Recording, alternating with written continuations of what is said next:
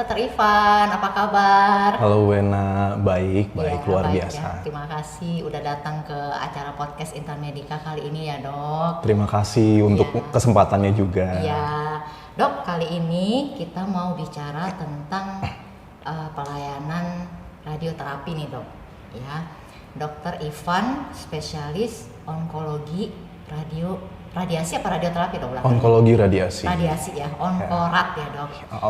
Onkorat ya. Nah, coba dokter cerita sedikit deh, apa sih tentang spesialis onkologi radiasi itu dok?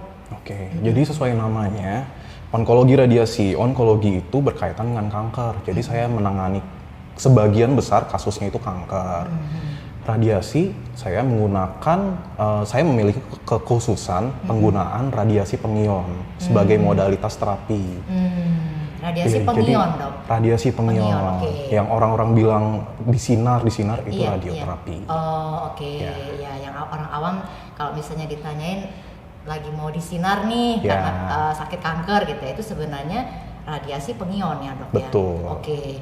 Nah, jadi dokter ini spesialisasinya untuk radiasi bagi pasien-pasien penderita kanker. Betul. Iya, berarti ruang lingkupnya itu di sekitar memang menangani untuk pasien-pasien kanker ya dok ya, tidak di luar dari itu. 90% itu pasien kanker. Sisanya tumor juga sih sebenarnya, tumor jinak. Tumor jinak yang juga memerlukan radioterapi. Nah, radioterapi itu sendiri prosesnya itu seperti apa sih dok? Radiasi itu? Jadi pertama-tama kankernya itu sudah harus terdiagnosis dulu. Saya menerima rujukan dari dokter onkologi di bagian lain, misalnya dari bedah onkologi atau dari penyakit dalam hemato-onko atau dari ginekologi onkologi. Itu semuanya sudah terdiagnosis di situ.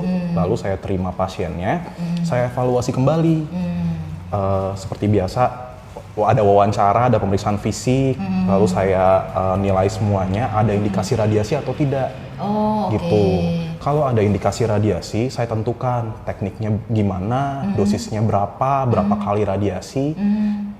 Gitu. Lalu pasiennya nanti akan dijadwalkan untuk simulator menggunakan CT. Saat CT simulator, pasien sudah diposisikan di meja CT itu sama seperti posisi dia saat radiasi. Tetapi berbeda alat ya dok ya? Beda alat. Lalu pasiennya nanti diambil gambar CT, ya, dengan posisi dia, dan kalau perlu juga pakai masker. Kalau sinar kepala, biasa kita pakai masker termoplastik kepala. Sinar di area lain juga bisa menggunakan masker termoplastik kalau diperlukan. Lalu CT-nya itu hasil gambarnya nanti akan dipakai untuk planning radiasi. Itu yang kerjakan saya dan fisika medis. Nanti di situ akan ditentukan tumornya tuh yang mana sih. Tumornya nanti kita gambar dalam bentuk volume, ya. Terus nanti fisika medis akan menentukan arah sinarnya dari mana, bentuk sinarnya kayak apa, dari arah segitu dosisnya gimana. Prosesnya kira-kira 1 minggu. Gitu. Sebelum mulai radiasi itu. Ya. Persiapannya itu. Ya, setelah itu baru pasiennya mulai radiasi. Rata-rata pasien membutuhkan radiasi 20-30 kali. 20-30 kali. Ya. Yang menentukan berapa kalinya itu dari kondisi pasiennya itu ya dok ya. Betul. Berapa kalinya itu ya. Berarti tidak semua pasien kanker itu harus mengalami proses radiasi, tergantung dari nanti dokter assessment dulu intinya. Betul, gitu ya. betul. Apakah memang butuh radiasi atau tidak? Ya. Oke dok, kemudian pada saat radiasi itu gimana sih sistemnya dia bisa membunuh sel kanker? Apa bedanya antara radiasi itu dengan kemoterapi dok? Jadi kemoterapi kita menggunakan obat-obatan, namanya obat sitotoksik. Jadi obatnya itu masuk lewat infus ke seluruh tubuh. Dia cara kerjanya dengan mengganggu siklus sel. Jadi sel kanker diharapkan mati, sel tubuh yang normal juga bisa kena dampaknya, tapi nanti akan pulih kembali. Itu jadi kemo gitu ya, masuk berupa obat masuk ke tubuh lewat infus ke seluruh tubuh. Kalau radioterapi kita menggunakan radiasi pengion. Jadi ada alatnya itu namanya LINEC. Radiasinya itu keluar dari kepala alatnya itu, kita arahkan ke tumor.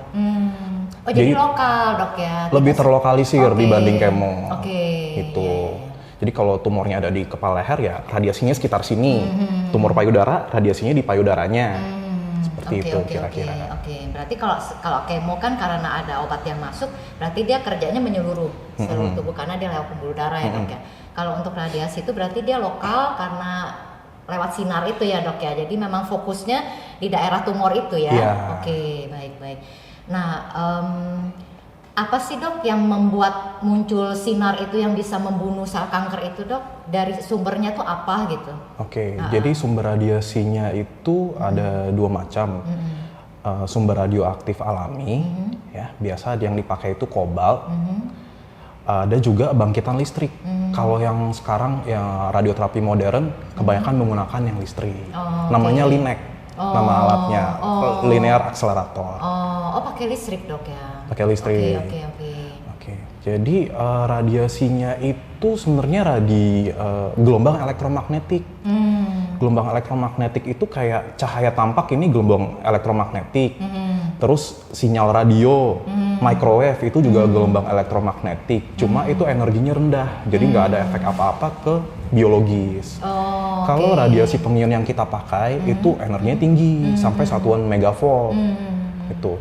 Jadi dengan energi yang tinggi itu bisa ada efek biologisnya. Yang kita harapkan itu kerusakan DNA. Ya. Berarti dia membunuh sel kanker itu dari caranya merusak DNA sel kanker tersebut. Betul. Nah kemudian dong kalau untuk urutannya itu apakah misalnya nih yang memang pada saat dokter assessment, oh ini pasien memang butuh radiasi misalnya gitu ya. Apakah memang ada aturannya? Oh harus bedah dulu, kemudian harus kemo dulu, baru radiasi atau tergantung dari kondisi pasiennya tersebut gitu. Tiap kanker itu ada guideline-nya masing-masing. Jadi ada ratusan jenis kanker ya, guideline-nya juga berbeda-beda. Banyak banget. Jadi kita nggak ada bikin prosedur. Harus tahapnya begini-begini dulu ya dok ya. Dan terapi kanker itu jarang yang bedah doang atau radiasi doang atau kemo doang. Jarang sih, biasanya kombinasi. Jadi semua itu saling bersinergi. Itu. Misalnya untuk kanker payudara, terapi utamanya itu dengan bedah. Soalnya kalau dia diradiasi dengan tumor yang udah ada bentuknya gitu, udah ada nodulnya, itu nggak mempan. Tuh, terapi utamanya bedah. Tapi untuk penyebaran yang kecil-kecil, kita gunakan kemo dan radioterapi. Gitu. Pantesan waktu itu pernah aku ada teman. Dia itu kanker payudara, kemudian waktu didiagnosa itu masih stadium awal. Kemudian dia nggak berani berobat nih dok, dia pakai alternatif. Setelah ada seiringnya waktu, ternyata kankernya itu menyebar ke otak. Gitu. Jadi kena ke pusat matanya itu, dia melihat benda itu berbayang gitu loh dok. Jadi dia nggak bisa jalan sendiri, dipakein kursi roda. Nah waktu aku tanya pengobatannya bagaimana sama dokternya, ternyata dilakukan radiasi dulu loh dok. Jadi memang memungkinkan untuk ke arah situ ya dok ya, dilakukan radiasi dulu ya. Bisa. Iya ya. Jadi katanya diradiasi biar matanya itu penglihatannya itu bisa kembali, setidak-tidaknya bisa normal kembali. Nanti abis itu katanya baru di terapi payudaranya. Dokter pernah mengalami kasus seperti itu nggak dok? Banyak. Iya. Jadi tujuan kita kembali dulu ke tujuan terapinya apa. Pada pasien yang sudah stadium lanjut, sudah dengan penyebaran ya atau metastasis itu sudah masuk stadium 4. Terapinya itu paliatif namanya. Jadi kita utamakan mengurangi gejala pasien dan meningkatkan kualitas hidupnya. Kalau untuk penyembuhan nanti dulu gitu. Kalau stadium yang lebih awal, yang kita kejar penyembuhan. Itu makanya stadium awal ya bedah duluan, baru radioterapi dan kemo atau urutannya bisa disesuaikan gitu. Iya. Itu. Nah, untuk kasus tadi itu kan sudah ada gangguan saraf pusat ya, melihat Melihatnya tadi gimana? Iya, sampai bisa double atau triple gitu. Nah, itu berarti sudah ada defisit neurologis. Jadi yang kita kejar ya penyebaran di otaknya dulu, metastasis otak. Pantesan langsung diradiasi dulu ya? Iya, radiasi dulu. Iya, memang sih waktu itu pas aku tanya setelah radiasi gimana kondisinya, udah enggak berbayang, dia sudah bisa jalan tapi masih dipegangin sama suaminya waktu itu, gitu loh dok. Kasian juga sih. Ada juga waktu itu ketemu juga kankernya itu payudaranya tuh udah bonyok gitu loh dok. Terus aku tanya juga diapakan? Ya sama kayak gitu juga dok, diradiasi dulu. Betul. Gitu. Itu biar apa sih dok? Maksudnya diradiasi dulu yang bonyok itu dok? Nah, bonyok itu kayak apa sampai luka terbuka berbau gitu ya. Ya itu udah lanjut sekali berarti ya. Dengan radioterapi kita bisa harapkan lukanya itu jadi lebih kering. Baunya berkurang. Yang tadi dokter bilang itu ya lebih ke arah apa, paliatif ya dok ya? Betul. Jadi kan pasiennya bisa nyaman, orang sekitarnya juga bisa nyaman gitu. Dan juga kanker payudara yang sudah bonyok gitu biasanya udah melekat kemana-mana, sudah sulit untuk dilakukan operasi. Tapi itu dokter bedah onkologi yang menentukan. Yang nanti ininya ya. Oke, baik. Nah dok, kalau untuk radiasi sendiri, kalau kemo kan kita tahu lah ya, memang ada efek sampingnya dari kemoterapi. Misalnya contohnya pasiennya mengalami mual atau muntah, tidak nafsu makan ya dok ya, ada sampai kadang diare, sampai harus yang parah itu sampai harus masuk IGD, tapi nggak semua lah ya. Bukan berarti dengan adanya efek samping gitu pasien-pasiennya nggak mau kemo, nggak kan, karena dokternya juga menentukan dosis ya dok ya. Nah kalau radiasi sendiri itu ada nggak efek sampingnya ke pasien dok? Pengobatan seperti apa? Pengobatan apapun pasti ada efek sampingnya ya. Kemo itu obatnya tidak pilih-pilih, makanya sel kanker kena efek, sel normal juga kena. Radioterapi juga gitu sebenarnya. Jadi apa yang kita tembak dengan sinar itu ya akan ada kerusakan juga.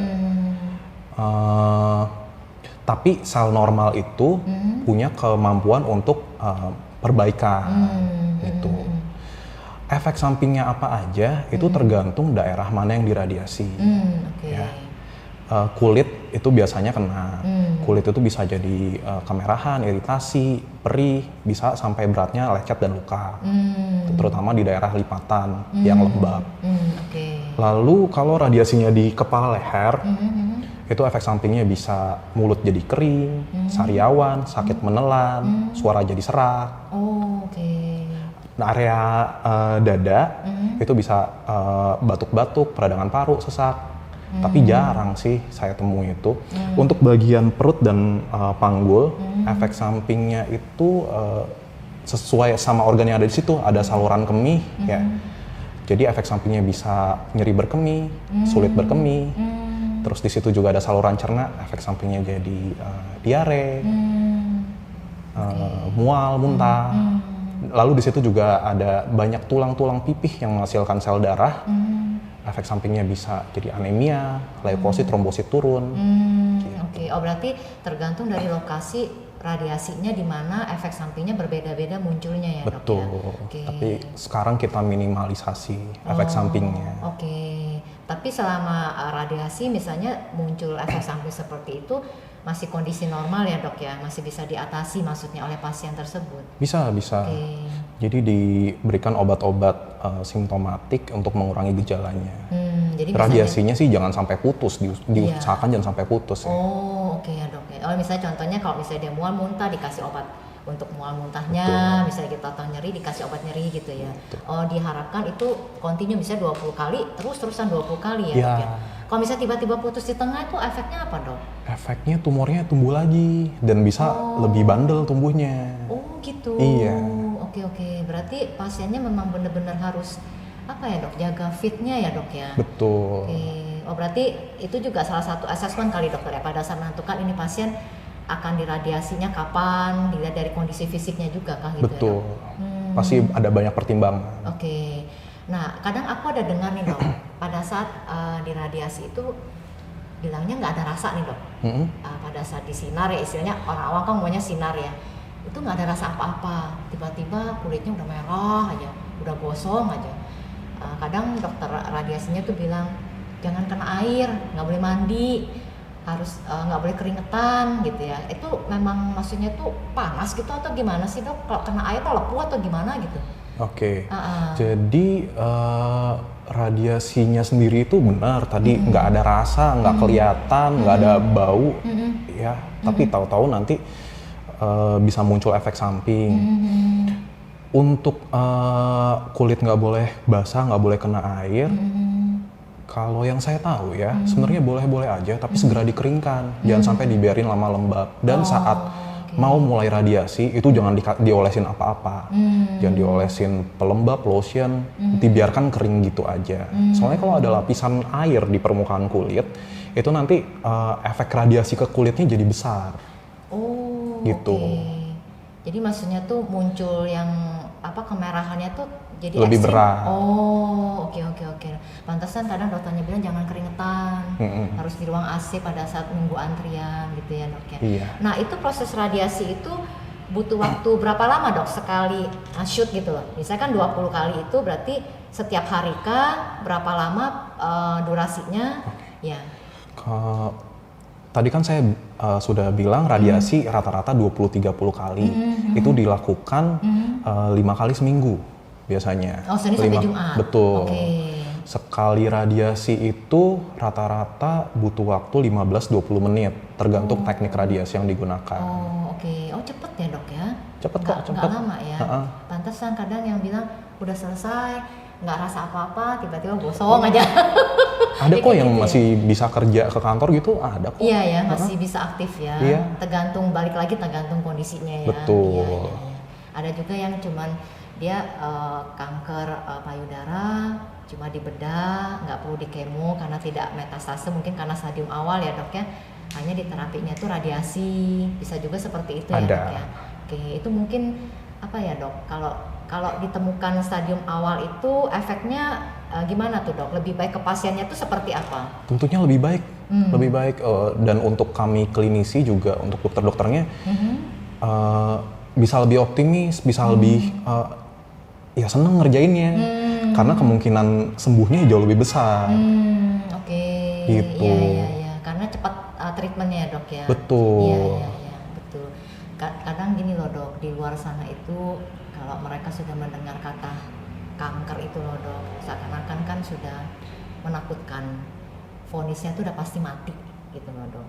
Nah sebenarnya penderita kanker itu kalau pada saat di diagnosa, oh ibu atau bapak mengalami kanker ini gitu ya, apakah bisa sembuh sebenarnya dok? Baik. Jadi itu tergantung daripada jenis kankernya apa dan stadiumnya berapa, stadium berapa. Ya. Yang perlu dilakukan begitu terdiagnosis kanker, jangan lari ke alternatif yang pertama ya. Gitu. Kalau bapak atau ibu lari ke alternatif, pengobatan yang benarnya tertunda. Nanti kanker itu nggak tidur, dia akan terus bertambah besar, terus menyebar. Gitu. Jadi kalau udah ke alternatif dulu barang 1 bulan, mending 1 bulan ya. Ada yang ke alternatif 1 tahun, itu tambah parah pasien kankernya. Gitu. Lalu cari sumber informasi yang benar. Nah, kalau mau bertanya, tanyalah ke tenaga kesehatan, ke dokter. Gitu. Jangan tanya ke Google ya dok. Iya, kalaupun ke Google saring informasinya yang benar. Iya, mereka tuh kadang nganggapnya Google tuh udah dokter loh dok. Iya, kemudian saring informasi yang benar. Iya. Lalu jangan terlalu takut, jangan terlalu khawatir, karena yakinlah banyak kok tangan-tangan di belakang yang akan membantu bapak atau ibu yang terkena kanker. Itu mulai dari dokter, perawat, radiografer, belum lagi orang laboratorium. Pasti banyak tangan yang membantu. Iya, banyak bidang ya dok ya, banyak elemen yang iya, membantu betul. ya. Okay. Dan sekarang ilmu pengetahuan sudah maju, pengobatan kanker juga sudah semakin banyak jenisnya, sudah semakin baik hasilnya. Iya, memang sih dok, kanker itu tidak tidur dok ya. Betul. Sedangkan pada saat dia lengah sendiri, pada saat mengalih ke alternatif disembuhkan enggak, kankernya makin kemana-mana. Betul. Memang sih kadang kita ketemu beberapa pasien itu udah kacau balau baru ke ke dokter ya, ketemu ke dokter ya. Harusnya pada saat awal bukannya konsul udah takut duluan, mungkin karena yaitu dok googling efek kemo tuh apa sih, yang mungkin ceritanya yang menakutkan gitu ya, efek radiasi itu apa sih, akhirnya merekanya jadi mundur. Nah makanya kita dari Intan Medika sendiri, Rumah Sakit Kim sengaja kadang membuat podcast ini dok untuk memberi informasi yang tepat lah ke para sahabat Intan Medika di luar sana, agar misalnya pada saat mereka menonton podcast kita, mereka tahu oh kayaknya aku ada nih ngarah ke sana, mau untuk konsultasi ya dok ya. Betul. Dok, dari treatment untuk pasien kanker nih ya, dari bedah, kemoterapi, radioterapi, apakah semuanya itu penting dok? Jadi maksudnya nih, kadang pasiennya ngerasa saya sudah kemo kok, saya sudah dibedah kok saya masih disuruh radiasi sih, kayaknya udah selesai deh treatment saya, bisa gitu, nggak perlu lah. Nah, radioterapi sendiri, untuk ini ya kita fokuskan radioterapi sendiri sebenarnya penting nggak dok untuk treatment pasien kanker? Ya saya kan spesialis radioterapi ya, onkologi radiasi penting lah pasti, kalau enggak mana ada spesialisnya. Jadi Bu Ena, dari seluruh pasien kanker, 50% itu pasti akan butuh radioterapi. Gitu. Kasus kanker di Indonesia tahun 2021 dari data Globokan itu di bawahnya WHO ada hampir 400.000 kasus. Ya banyak kan ya. Dan itu yang terdata, belum lagi yang belum terdata. Ya. Dan kanker juga berdasarkan Riskesdas itu sekarang sudah masuk ke penyakit yang penyebab kematiannya cukup tinggi. Jadi memang dokter pernah menemukan yang kasus tadi aku ngomong itu, misalnya pasiennya sudah konsul nih ke dokter nih, oh ya bapak atau ibu harus lakukan radiasi ya sekian kali gitu, terus nggak datang pasiennya. Ada aja. Ada aja. Itu tadi itu dok ya. Berarti Karena tugas saya kan di awal itu ya memberi edukasi, informasi yang benar, yang jelas. Tapi pilihan kembali ke pasien. Apa karena mungkin yang tadi aku ngomong itu ya dok, yang mereka merasa nggak penting lah radiasi, saya sudah kemo kok ya kan, karena di masyarakat luar itu kan rata-rata berpikirnya kalau nggak operasi kemo itu kan, sinar itu atau radiasi itu jarang mereka sampai paham sampai sejauh itu ya dok ya. Betul. Memang ini untuk awam, bahkan untuk dokter umum, untuk perawat itu masih jarang sih. Dulu saya sendiri waktu masih dokter umum belum tahu loh ada radioterapi ini. Iya dok ya. Iya, maka ini kita edukasi ya dok ya, podcast ini ya dok. Supaya semakin banyak yang tahu. Iya, semakin banyak yang tahu, dan pada saat diarahkan untuk radioterapi mereka mengikuti, karena kan itu tujuannya untuk kesembuhan mereka juga ya dok ya. Dokter, ada tips apa nih untuk para sahabat Intan Medika? Jadi untuk bapak ibu yang sudah terkena kanker, saya pesan jangan takut. Pasti banyak yang mau membantu, dan membantunya juga demi kebaikan bapak ibu sendiri. Semangat terus menjalani pengobatan. Pasti berat tapi banyak kok yang membantu. Untuk bapak ibu yang masih sehat, ya kita ikuti apa kata Kemenkes, cerdik, CERDIK, ya, cek kesehatan berkala, termasuk juga screening untuk kanker. Jadi ada beberapa penyakit kanker yang emang ada screeningnya, seperti kanker serviks, kanker payudara, prostat, itu ada screeningnya. Ya. Terus enyahkan asap rokok. Rokok ini jadi faktor risiko berbagai kanker, nggak cuma kanker paru, kanker rektum juga faktor risikonya merokok. Gitu. Gimana coba dari asap rokok di sini nyampe ke saluran pembuangan? Bisa tapi. Katanya ada ya dok ya. Jadi yang masih merokok pelan-pelan berhenti. Lalu CER, rajin olahraga, rajin aktivitas fisik, 4-5 kali seminggu 30 menit. Lalu CERD. Ya. D itu apa ya? Diet ya dok ya? Betul, saya tuh tahu. Diet seimbang. Jadi sebenarnya nggak ada tuh makanan yang sama sekali nggak boleh, nggak ada juga makanan yang jadi obat segala-galanya. Yang penting semuanya seimbang, gitu. Ya, jangan ada yang berlebihan. Lalu istirahat cukup. Kuantitasnya 6-8 jam sehari, tapi harus berkualitas juga. Tidurnya ya? Betul. Dan kelola stres. Ya.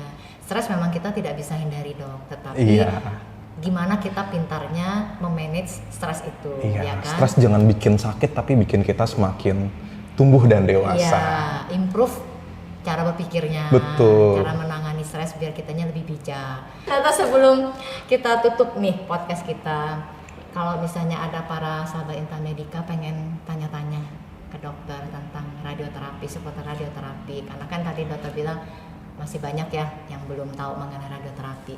Nah dokter ini ada di RSKIM hari apa aja, jam berapa dok? Oke Bu Ena. Jadi saya ada di sini tiap Senin sampai Jumat jam 4-6 sore dengan perjanjian. Dengan perjanjian, siap. Baik, Dokter Ivan, terima kasih banyak atas waktunya. Terima kasih kembali. Semoga info kita kali ini, podcast kita kali ini bermanfaat untuk semua kalangan masyarakat ya dok ya. Nanti kapan-kapan aku undang lagi ya dok untuk podcast berikutnya ya. Oke. Iya, undang-undang. Ya. Baik dok, terima kasih dok. Terima kasih kembali.